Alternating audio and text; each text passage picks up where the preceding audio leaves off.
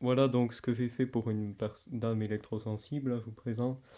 Donc une batterie parce que bon, je suis parti du constat que les batteries portables qu'on vend dans le commerce sont un peu chères du fait que il y a presque toujours un onduleur intégré dont on ne va pas se servir. Donc voilà, là j'ai pris une batterie 12 volts au lithium de 100 ampères-heure, donc ça permet de durer un certain temps en fonction de ce qu'on fait. Enfin, ça fait quand même une capacité de 1200 Wh pour un prix tout à fait raisonnable puisque la batterie de base c'est autour de 250 €. Donc voilà, j'ai mis dans un coffre en bois. Alors d'un côté, il y a un interrupteur qui coupe tout ce qui est la partie qu'on va brancher ici, donc les petits appareils. Ici on a un voltmètre pour évaluer à peu près l'état de charge de la batterie. Et de l'autre côté, on a une prise pour charger. Donc on peut charger soit avec un chargeur secteur, comme celui-là.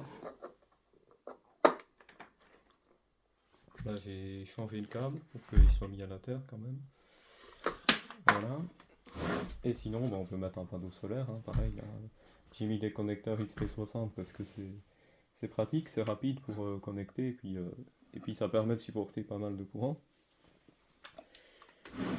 Alors, côté prise, donc là j'ai fait une multiprise avec 4 prises allume-cigare sur lesquelles on peut mettre par exemple un chargeur USB, un chargeur d'ordinateur 12 volts, euh, voilà, une glacière, tous des appareils 12 volts. De l'autre côté j'ai mis aussi 2 prises DC pour une box ou autre. Il y en a une ici aussi d'ailleurs si on veut mettre la box là directement. Et puis entre les deux j'ai mis 8 mètres de câble, comme ça si on veut pas, enfin la batterie si on veut la laisser plus loin d'où on se trouve, parce que bon ça fait un petit poids quand même, ça fait une dizaine de kilos, c'est pas énorme mais bon, ça peut éviter de la déplacer. Bon, ici il y a des poignées qui sont bien pratiques. Voilà. Donc voilà, ça se porte bien hein, facilement, mais bon. Et voilà.